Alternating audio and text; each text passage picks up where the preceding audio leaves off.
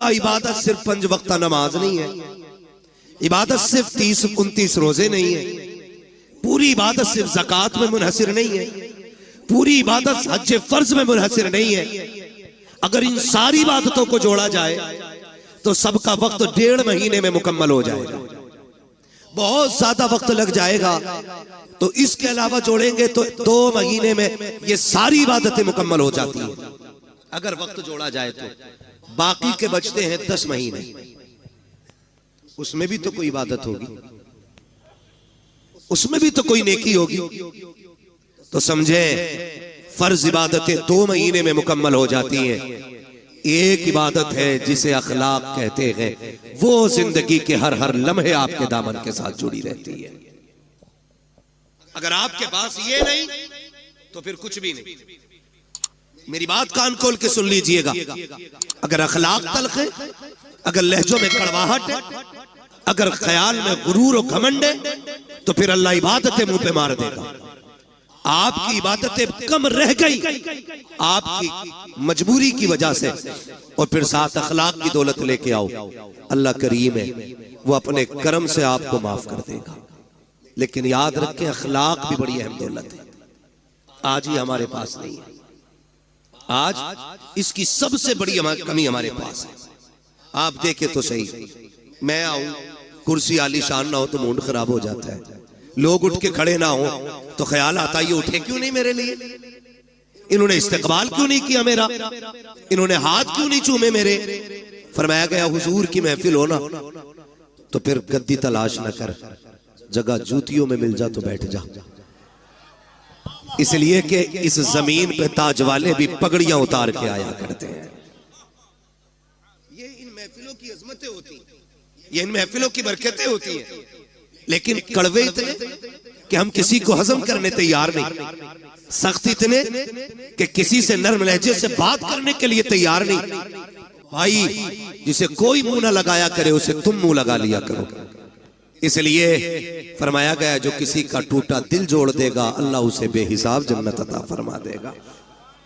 यार अच्छों से तो सब बात करते हैं ना, जिनके लहजे खूबसूरत होते हैं उन्हें तो सब सुनना चाहते हैं, जिनकी बातों में मिठास होती है उन्हें तो हर तरह बर्दाश्त किया जाता है। मजा तो तब है ना जब किसी ऐसे से बात की जाए जिससे कोई बात करने तैयार ना हो। और ये अखलाक की दौलत हमें हुजूर की चौखट से मिलती है, हुजूर की चौखट से मिलती है। कि जवान कान खोल के मेरी बात सुने। शायद मैं फ्री में जन्नत ना बांट सकूं, इसलिए कि मुझे पता है जन्नत इतनी सस्ती भी नहीं जितनी समझ रखी है। जन्नत सस्ती होती तो बिलाल कोड़े न खाते, जन्नत सस्ती होती तो करबला में 72 शहीद ना होते, जन्नत सस्ती होती तो हुजूर के चचा कलेजा निकलवाते। जन्नत मुश्किल है तभी तो इतनी कुर्बानियां दीन के लिए दी गई हैं। कान खोल के मेरी बात सुन लेना मेरे भाई, बस ये सोच के ना सुनना आज तक मोबाइल में सुना, आज मुंह देख ले बंदा कैसा बोलता है। मैं कुछ भी नहीं, हकीकत ये है कि ये नाज ये अंदाज हमारे नहीं होते, झोली में अगर टुकड़े तुम्हारे नहीं होते, मिलती ना अगर भीख हुजूर आपके दर से, इस शान से मंगतों के गुजारे नहीं होते। सारे हुजूर के दर का सदका है, सारी हुजूर के दर की खैरात है। मैं कहने लगा हूं जरा समझे, आज कोई किसी से 2 मिनट बात करने इसलिए तैयार नहीं कि मुझे टाइम नहीं, मैं बड़ा बिजी बंदा हूं, मजबूरी हो सकती है, बीमार है आप, तकलीफ में, कोई बात नहीं, आप फ्री बैठे लेकिन आपके पास टाइम नहीं। ये कहते थे इसे कौन मुंह लगाए, ये तो पगला है, इससे कोई 2 मिनट बात नहीं करता। चल तुझे मदीने लेके चलूं, और मदीना शरीफ वो जमीन है जिसके बारे में मेरा इमाम कहता हरम की जमीन और कदम रख के चलना। अरे सर का मौका है हो जाने वाले, हाँ संभल कर पांव रखना हाजियो शहरे मदीना गए, कहीं ऐसा ना हो सारा सफर बेकार हो जाए। भाई वो जमीन और अरब की जमीन, ये उलमा जानते हैं, इतनी सख्त गर्मी होती है, अरब के लोग वहां की तपती हुई दोपहरी में दीवारों से चिपक चिपक के चलते हैं ताकि सूरज से जितना बचा जा सके उतना बच जाए। इतनी सख्त गर्मी, आज एसी का दौर है, आज पंखे का दौर है, लेकिन मैं हुजूर के दौर की बात कर रहा हूं, जाहिरी दौर की। मैं उस दौर की बात कर रहा हूं जिस दौर में खड़ा होना तो बड़ी बात है, सूरज के सामने टिकना मुश्किल था। उस दौर में अचानक एक खातून आ गई, हुजूर को इशारा किया, हुजूर सहाबा की मजलिस से उठे और जाके बात करने लगे। थोड़ी देर नहीं, बहुत देर हो गई। सहाबा कहते हम देखते रहे कब ये जाए, कब ये बात खत्म हो, कब जाए, कब बात खत्म हो। जानते, कहते हुजूर पैर बदले बगैर उससे बात करते रहे थे, पैर बदले बगैर। आज मुझे बताइए किसकी गारंटी है जन्नती की? है कोई जो ये कहते मुझे मौत ईमान पे आएगी? है कोई जो ये कहते कब्र के सवालात से यूं निकल जाऊंगा? किसी के पास गारंटी है कि पुलसराज से यूं उड़ जाएंगे हम? पता है कि मीजान पे अमल रखे जाएंगे तो नेकी भारी होगी कि गुनाह? कुछ नहीं पता ना। तो फिर अकड़ किस बात की है, फिर घमंड किस बात का है? आज अपनों को वक्त देने का टाइम नहीं हमारे पास। 3 मिनट अपनों की बात नहीं सुन सकते। माफ कीजिएगा, ऐसे बड़े होने से कोई बड़ा होना नहीं कि आपको अपनों से मिलने के लिए नीचे उतरना पड़े। आप हमेशा इतने छोटे रहिए कि जब कभी अपनों से मिलना पड़ा करे तो कदम नीचे न लाना पड़ा करे। ये याद रखिएगा, वरना ये तकलीफें आज मुआशरे को खाती जा रही है। इन चीजों ने आज मुआशरे को तबाह कर रखा है। मुझे बताया जाए, अल्लाह ने 5 भाई बनाए तो 5 बराबर तो नहीं होते ना। कोई 50,000 कमाता है, कोई 1 लाख कमाता है, कोई किस्मत से 5 लाख कमा रहा है, कोई मुकद्दर से 10 कमा रहा है, कोई 50 लाख कमा रहा है।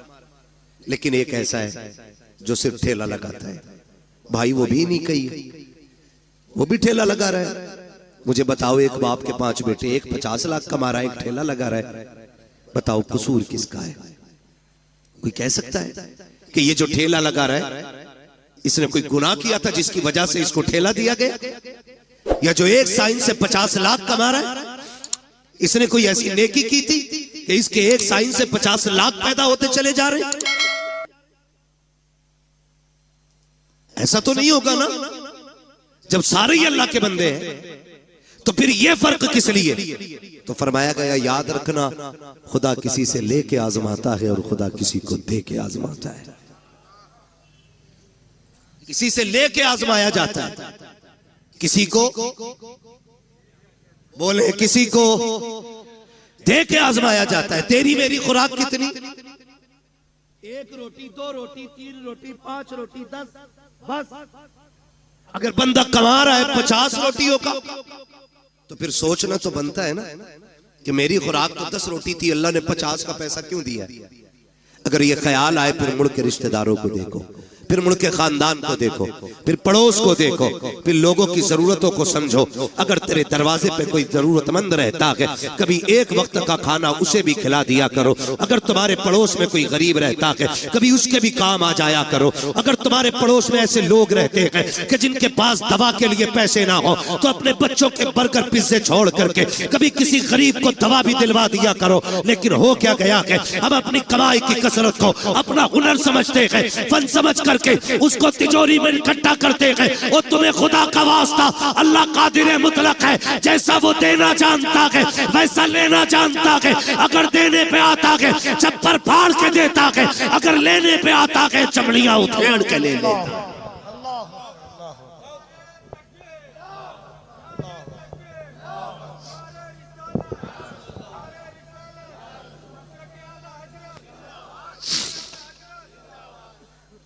ये सबसे ज्यादा जरूरी है कि हम अपने पड़ोसी के दर्द को समझें, हम अपने जरूरतमंद भाई को देखें।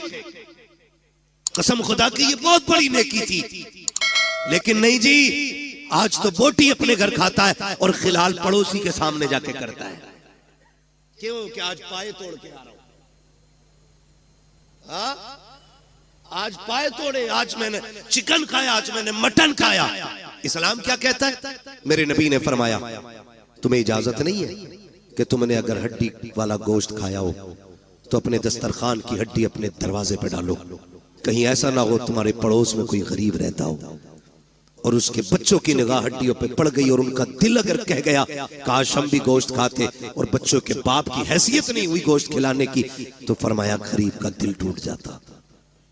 हमारा इस्लाम तो पड़ोसियों के सामने हड्डी डालने की इजाजत नहीं देता। हम तो खिलाल इसलिए करते हैं ताकि मेरे चर्चे होने चाहिए, इसके दस्तरखान का आला खाना होता है, इसके बच्चे अच्छे से अच्छे खाया करते हैं। वो तुम्हें खुदा का वास्ता हुजूर के दिए हुए दीन को समझने की कोशिश करे, पहचाने हमारा तरीका क्या होना चाहिए। आज हालात ये है कि नामवरी के लिए हम करोड़ों रुपए बेटों की शादियों में तो उड़ा दिया करते हैं, लेकिन जरूरतमंद लोग जाकर के हॉस्पिटल में देखो 2-2 रुपए की दवा के लिए तरसते रहते हैं। काश उन्हें वक्त पे पैसा मिल जाता, शायद किसी को हार्ट की गोली मिल जाती, किसी का ब्रेन हेमरेज होने से बच जाता, किसी की किडनी बच जाती, लेकिन करें क्या, हमें सिर्फ अपना नजर आया, इसलिए कौम का बेड़ा गर्क होता जा रहा है। और हमने सारी जन्नत सिर्फ मस्जिदों में जाके ढूंढी है। और तुम्हें खुदा का वास्ता मस्जिदों में भी जाया करो, लेकिन कभी कभी हॉस्पिटल चले जाया करो। हो सकता है तेरे 100 रुपए से किसी गरीब की जान बच जाए। खुदा की कसम, अगर ऐसा हो गया काबे वाला भी राजी हो जाएगा, मदीने वाला भी। नारे तकबीर, नारे रिसालत, फैज़ाने पंजतन कॉन्फ्रेंस। सुभान अल्लाह। ये एक रस्म चल रही है, और अगर पहली बात तो करते ही नहीं, और करते भी हैं तो जलील करते हैं, जलील। मैं 2-3 फोन मोहम्मद अली भाई आए कि आपको बुलाना चाह रहे हैं। क्यों? कहा हम इज्तिमाई शादी करेंगे इस बार। इज्तिमाई शादियां करें, अच्छी बात है, लेकिन कुछ अगले ही दिन ना, जिस दिन इज्तिमाई शादी थी, फोन पे अब तो सारी खबरें चलती, फोटो आ गया अखबार, 20 बच्चियां दुल्हन बनी, उन 20 बच्चियों के फोटो थे। मैं पूछना चाहता हूं, ये जो इज्तिमाई निकाह की लोग रस्में करते हैं ना, रस्में क्यों? ताकि किसी गरीब का भला हो जाए, यही तो नियत होती है। बोले हैं, और होनी भी चाहिए, लेकिन आप फोटो देखो ना, कसम खुदा की एक बच्ची का मुंह पर नहीं था उठा। आप हमें बताएं, कभी किसी गरीब को जलील करने से पहले हमें यह ख्याल क्यों नहीं आता कि इसी लाइन में कल मेरी बेटी भी तो हो सकती है। आज जो ये गरीब लड़के दूल्हा बने हैं, इसमें मेरा बेटा भी तो हो सकता है। जब तुझसे कहा था फसल कैसे हुई, तो कह देता मेहनत मैंने की है, रहमत खुदा ने कर डाली है। खुदा की कसम, इतना तू कह देता, अल्लाह 7 बालों में 70 बालों की बरकतें अता फरमा देता। लेकिन जब फसल अच्छी हो जाए तो बीज का कमाल, खाद का कमाल, और फसल मारी जाए, बेमौसम बारिश कर दी, फिर बेमौसम हो गई। वो कहा था बेखुदी बेसबब नहीं गालिब, कुछ तो है जिसकी पर्दादारी है। ये जो बेमौसम बारिश हो रही है ना, ये भी बिला वजह नहीं।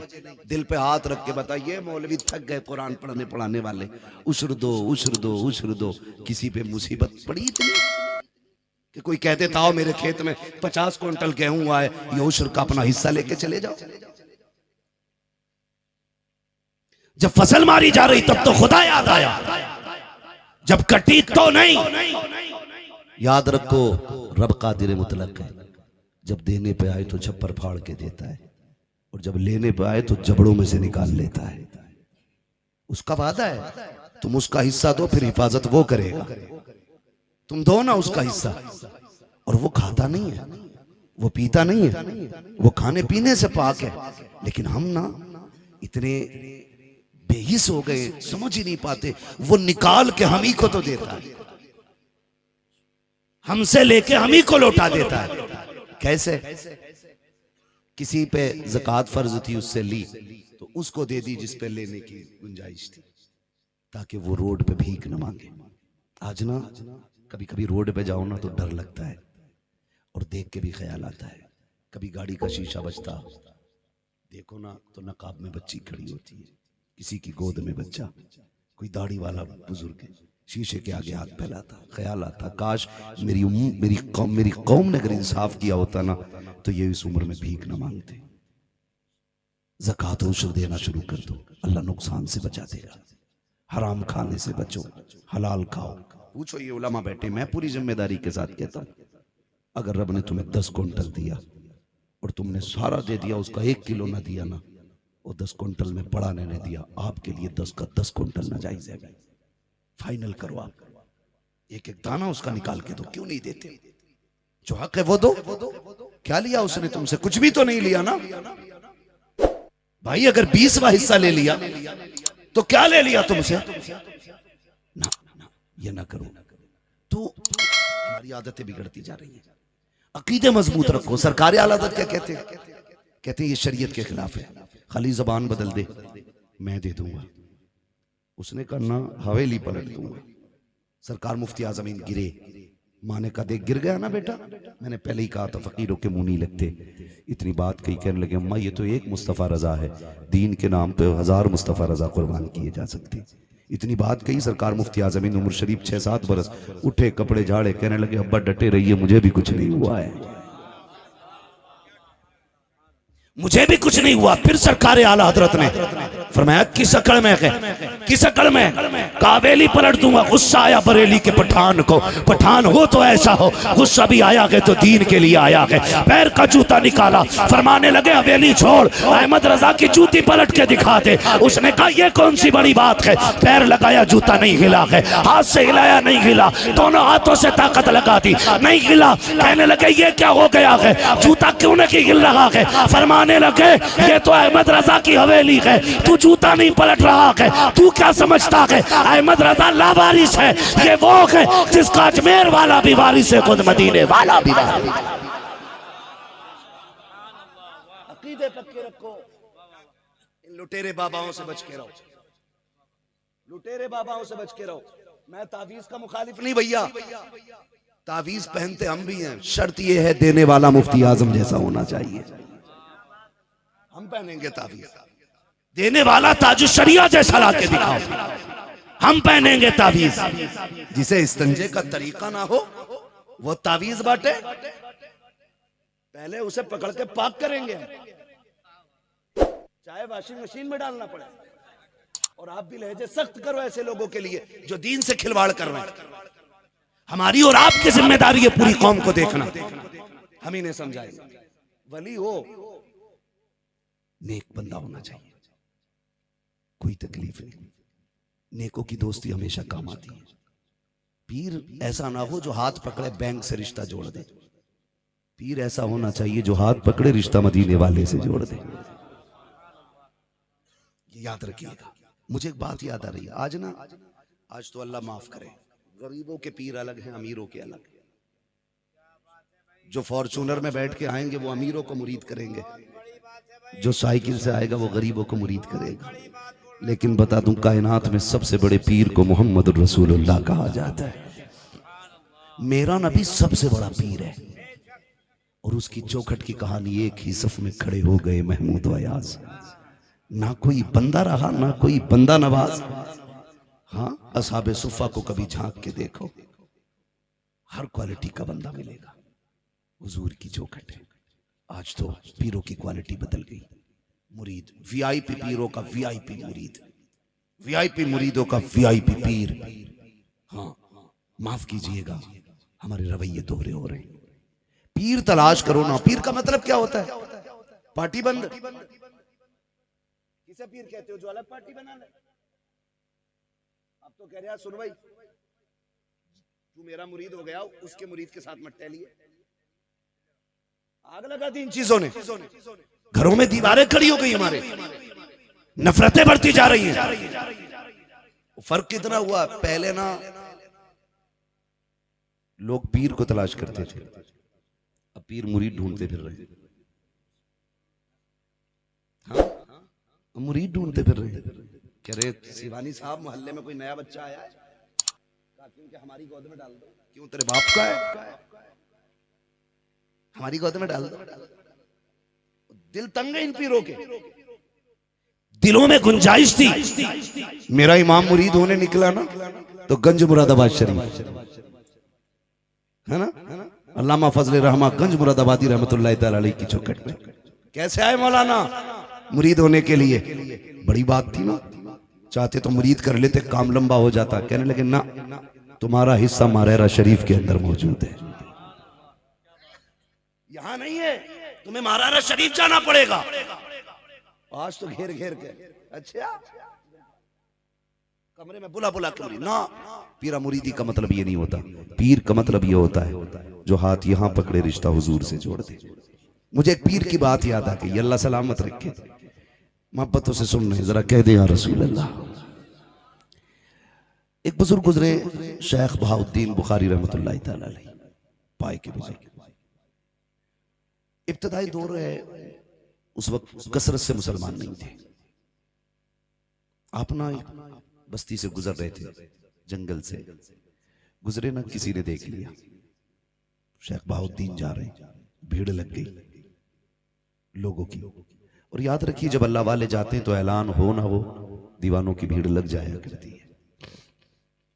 और अल्लाह वाले वो होते हैं जो छुप के चले, वो नहीं जो छाप के चले, जो पहले कहते मैं आ रहा हूं, 5 गाड़ी एयरपोर्ट पे चाहिए, 6 गाड़ी आपके गांव में चाहिए, है ना। ये मैं नहीं मानता इन चीजों को।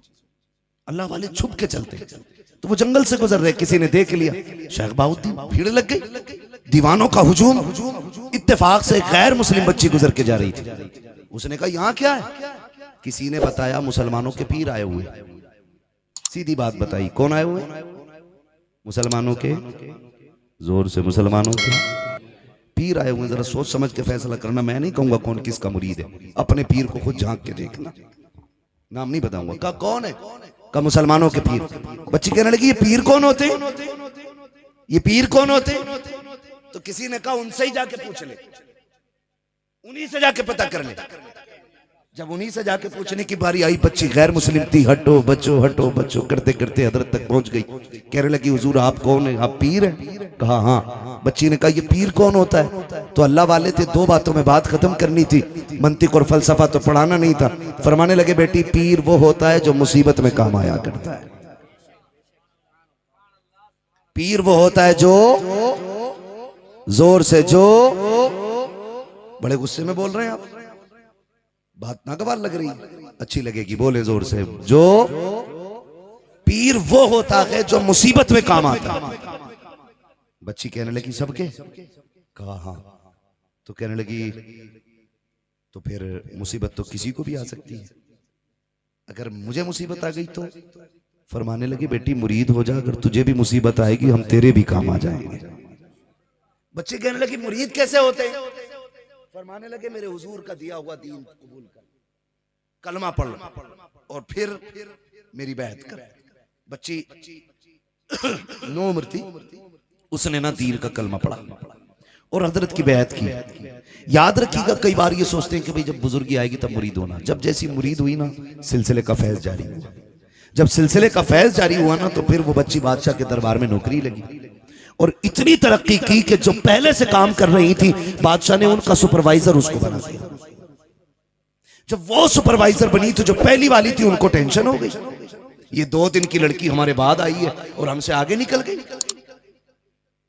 हमसे आगे निकल गई। कई बार हमारे नौजवान काम करना चाहते हैं तो बड़े बूढ़े कहते हैं सुनो भाई हमारे पीछे चलो, हमसे ज्यादा नहीं जानते हो, हमारे बाल सफेद हो गए, तुम 2 दिन के लड़के हो, चच्चा चुप रहो, जिसके हिस्से में अल्लाह ने जो काम रखा उसको वही करना है।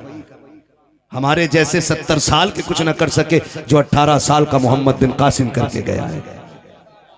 बात वो नहीं है, अल्लाह जिससे चाहता काम लेता है।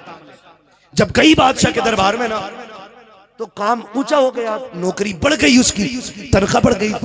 उनको गुस्सा आने लगा, ये इतनी आगे क्यों? सोचा क्या किया जाए, कहा इसको हटाओ। हटाने के लिए इल्जाम लगाया, बादशाह के दरबार से हार चोरी हुआ। चोरी होने के बाद ना, जब चोरी हो गया फिर इल्जाम लगाया, किसने चुराया? का बच्ची ने चुराया। उसके पास तो कोई गवाह भी नहीं था सफाई का। बादशाह के दरबार में हाजिरी हुई, कहा तेरे ऊपर इल्जाम लगाया गया है, तूने चोरी की है? उसने कहा नहीं मैंने कोई चोरी नहीं की। कहा कोई सबूत, कोई गवाही? का मैं कोई सफाई भी नहीं दे सकती। बादशाह ने कहा ठीक है, तुम्हारे पास कोई सबूत? तो जिन्होंने इल्जाम लगाया था मिली भगत थी, 8-10 खड़ी हो गई, कहा मेरे सामने चुराया, मेरे सामने चुराया, ऐसे लिया वैसे लिया, 1000 इल्जाम लगाने के बाद बादशाह ने कहा ठीक है, इसको 8 दिन के बाद सजाए मौत दे दी जाएगी। अल्लाह अकबर, बच्ची को सजाए मौत का ऑर्डर मिल गया है।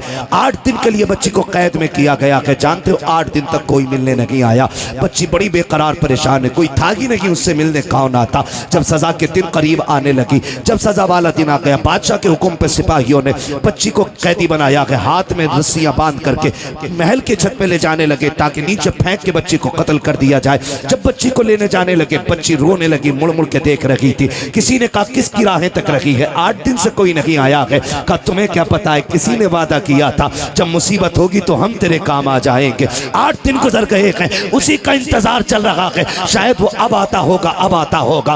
उसने कहा बच्ची बस कर, जिसको 8 दिन से कोई देखने नहीं आया उसकी मदद के लिए कौन आ सकता है। बच्ची जब सीढ़ी पे चढ़ने लगी पहला पैर रख के कहती बुखारे वाले तूने वादा किया था मुसीबत होगी तो काम आऊंगा, आज से ज्यादा मुसीबत का दिन कब होगा बता, कब आएगा। 8 दिन हो गए तेरी राह तकते तकते, अभी तक तू नहीं आया है। बच्ची चढ़ती जा रही है, रोती जा रही है। जब दीवार की दहलीज पे खड़ी हुई जाकर के पूछा गया बता आखिरी ख्वाहिश क्या है। बच्ची ने कहा था एक तमन्ना है। कहा क्या? कहा मेरे हाथ खोलो। कहा करना क्या है? कहा किसी को अलविदाई सलाम करना है। बच्ची के हाथ की रस्सी खोली गई है। बच्ची दीवार पे खड़े होकर के बुखारा की तरफ रुक करके कहती है ओ बुखारा वाले मेरा आखिरी सलाम ले ले, देख मैंने जो वादा किया था पूरा कर दिया है। तूने कहा था मुझसे जुड़ी रहना, मैं तेरे काम आऊंगा। उसने कहा आखिरी सांस तक तेरी राहों पे नजरें टिकी रखेंगी। अभी तक तू नहीं आया है, लेकिन याद रखना अगर तू नहीं आएगा कयामत तक लोगों का पीर से एतमाद उठ जाएगा। ये कहते कहते बच्ची ने कहा चला आखिरी सलाम कबूल हो, हमने तो यहाँ तक निभा ली है, आगे निभाना तेरी मर्जी है। ये कह के बच्ची ने हाथ जोड़े, लोगों ने रस्सियां बांधी, बच्ची को धक्का जब दिया है। मुअर्रिखीन ने लिखा है आखिरी जुमले थे अब तो आजा कब आएगा। ये कह के बच्ची बेहोश हुई है। जब महल से नीचे आने लगी है बच्ची बेहोश हुई। जब होश आया है तो क्या देखती है, किसी की बाहों ने बच्ची को संभाला हुआ है, किसी ने गोद में उठाया हुआ है। जब बच्ची आंख खोलती है तो क्या देखती है, वही बुखारे वाला बाबा मुस्कुरा रहा है। कहा बाबा बता तो सकी आने में देर क्यों करती। कहा पगली मैं तेरा इम्तिहान ले रहा था, तू कितनी मजबूत है। कहा फिर तू कब चला। बच्ची ने कहा था पता कब आया, तो बुजुर्ग ने कहा था तू सुबारा आमदी मनस बुखारा आमदम, जब तू महल से चली थी मैं बुखारा से चला था। कहा इतनी जल्दी। कहा पगली देर हो गई, मैशर में आवाज देना, हाथ पकड़ के पुलसिरात से पार करके दिखा दे। नारे तकबीर, नारे रिसालत, गौसुल वरा कॉन्फ्रेंस, हजरत अल्लामा मुफ्ती हम्माद रजा साहब क़िबला, नारे तकबीर। ओ भाई इसे पीर कहते हैं काचू अज चुबारा आमदी मनस बुखारा आमदम। जब तुम महल की दीवार से नीचे चली मैं बुखारे से चला, इतनी तेज रफ्तार। कहने लगी पगली ये तो कुछ भी नहीं है, मैदान महशर में आवाज देना, हाथ पकड़ के 500 बरस का रास्ता लम्हों में पार करा दिया जाएगा, लम्हों में पार करा देंगे। ओ भाई ये अल्लाह वाले होते, ये अल्लाह वाले होते। बगदाद वाले की महफिल है, आम महफिल नहीं है, बड़ी शान वालों की महफिल है।